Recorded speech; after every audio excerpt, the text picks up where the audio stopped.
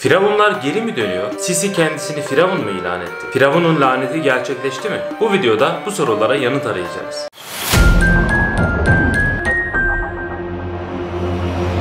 Huzeyfe TV'ye hoş geldiniz. Ben Huzeyfe, dinler tarihi doktor öğrencisiyim.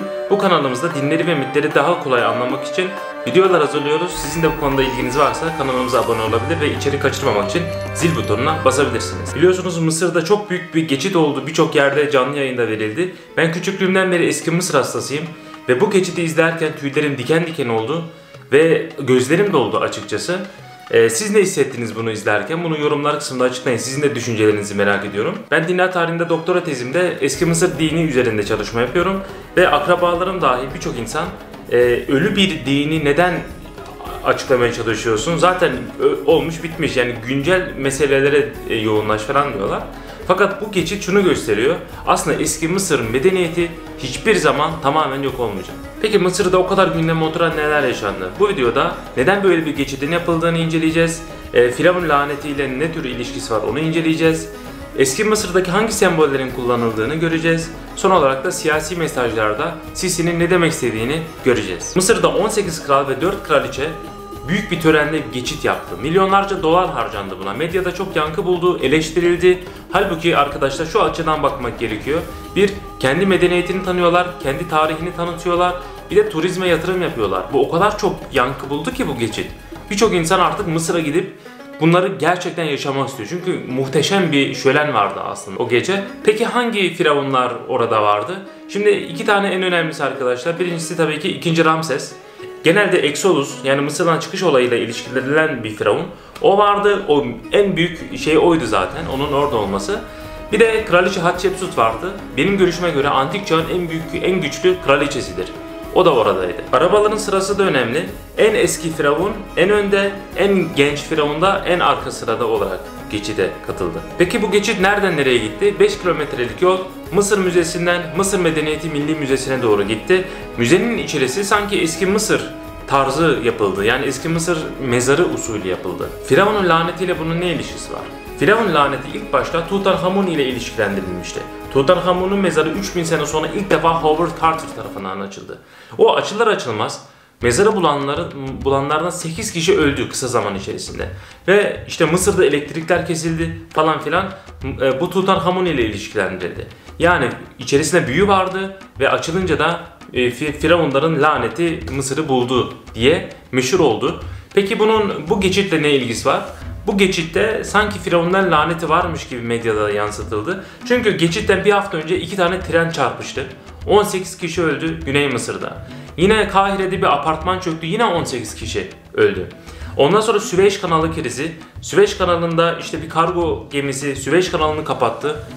Dünya sarsıldı adeta bu olaydan. Bu da hep bu geçide hazırlık sürecinde oldu. Yani buradan işte bazı Mısırlılar bunun Firavun lanetiyle ilişkili olduğunu düşünüyor. Peki sizce Firavun laneti mümkün mü? Yorumlar kısmında bunu yazabilirsiniz. Peki eski Mısır inancından neler kullanıldı burada? Buna bakalım. Bazı sembollere bakalım. Öncelikle tabii ki arabalar dikkat çekici, eski Mısır usulü yapılmış ve kayık şeklindedir. Kayık eski Mısır'da bir semboldür. Dünya hayatından ahirete göç edilmeyi simgeleyen bir semboldür.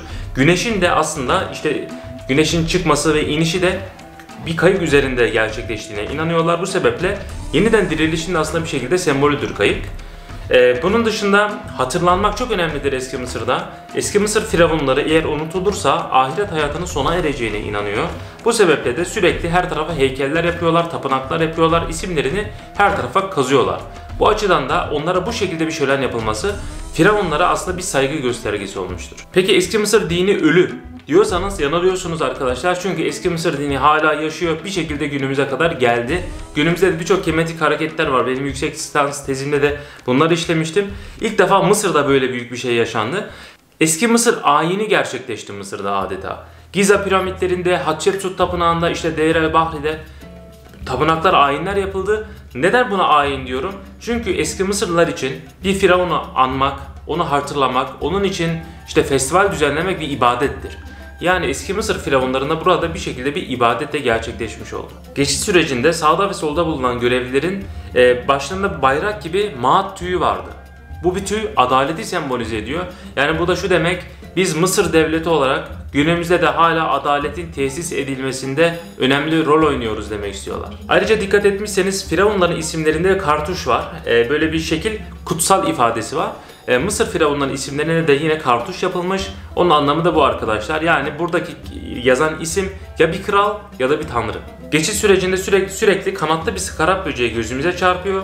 Bunun anlamı da skarab böceği yeniden dirilişi sembolize ediyor. Çünkü kanatlı böcek bir şekilde güneş ile ilişkilendiriliyor. Bunun detayına inmeyeceğim. Güneş de sürekli işte doğup öldü, işte doğuyor, batıyor, sonradan yeniden doğuyor. Yani bir yenilenmeyi bir sembolize ediyor skarab böceği. Kanatlı skarab böcek ise ahirette ölünün yeniden dirilmesini sembolize ediyor. Bu sebeple bu cenaze töreninde de bir şekilde anlamlı olarak kullanılmıştır. Yine sağda ve soldaki görevlilerin pelerinlerinin üzerinde de bazı semboller var. Bir tanesinde mesela papyrus sembolü var. Papyrus aynı zamanda eski Mısır hierogliflerinde delta'nın işaretidir. Yani Kuzey Mısır'daki o suluk bölgenin de bir işaretidir. Bir tarafta da yine skarab vardır. Bu da yeniden doğuşu, işte güneş Ra ile ilişkilendiriliyor. Bunlar da pelerinlerde kullanıldı. Peki o zaman siyasi olarak ne denmiş olabilir burada? Öncelikle arkadaşlar İhvan-ı Müslimin biliyorsunuz Mısır'da İslam devleti kurmaya çalışan bir hareket. Onlar da Sisi'ye sürekli Firavun demişlerdir. Yani ben onları çocukken kitaplarında okumuştum. Sürekli işte tağut, Firavun şeklinde onları isimlendiriliyor. Yani Sisi tabii ki bunları biliyor. Ve aslında bu kendi galibiyetini, işte Mursi'ye karşı olan galibiyetini bu törende belki herkesin gözüne sokmaya çalışıyor, ispat etmek istiyor. Yani kazanan benim. Firavun dediğiniz kişi işte o kazanmıştır. O gece gördüğünüz gibi Sisi oturarak bir orkestra dinliyor. Sonra arabalar onun bulunduğu yere yaklaşınca ayağa kalkıyor ve uzun bir yoldan giderek bütün firavunları teker teker selamlıyor. Bu ne demek oluyor aslında? Ben de sizin gibi bir Mısır hükümdarıyım. Ve ben de mutlak hakimiyet sahibiyim, ben de otorite sahibiyim. Yani sembolik olarak bir yarı tanrıyım demek istiyor olabilir Sisi. Ayrıca Mısır'ın layık bir ülke olduğunu da bu geçitle ispatlamış oluyor Mısır. Birçok kadın figürü kullanıldı, kadın haklarına vurgu vardı bir taraftan. Mısır'ın güvenli olduğunu, işte İran, Suudi Arabistan gibi olmadığını falan bu şekilde göstermeyi, medyaya, bütün dünyaya tanıtmak istediler. Ayrıca size şimdi sormak istiyorum. Ölüler üzerinden böyle bir şov yapılması, ölülere saygı mı ya da saygısızlık mı? Ölüler üzerinden prim yapmak, işte turizme katkı sağlamak, ondan sonra siyasi bazı mesajlar vermek sizce doğru bir şey mi? Yorumlar kısmında yazarsanız çok memnun olurum. Bu Mısır geçidi olayı gerçekten hafife alınmayacak kadar büyük bir olay. Ben bunu tekrar izleyeceğim. Her izlediğimde de eminim tüylerim diken diken olacak. Siz ne düşünüyorsunuz bu konuda? İzlerken neler hissettiniz? Sizce ne tür mesajlar verilmiş olabilir?